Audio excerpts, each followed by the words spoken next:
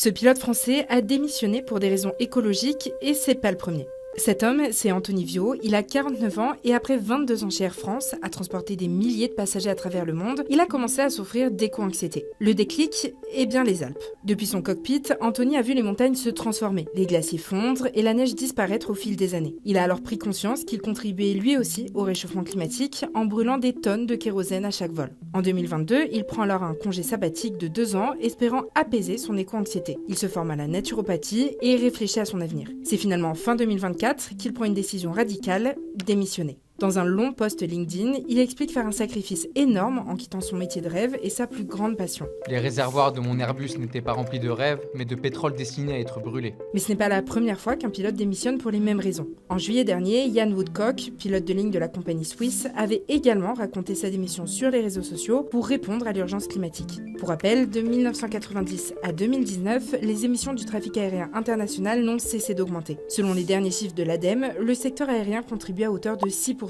au réchauffement climatique.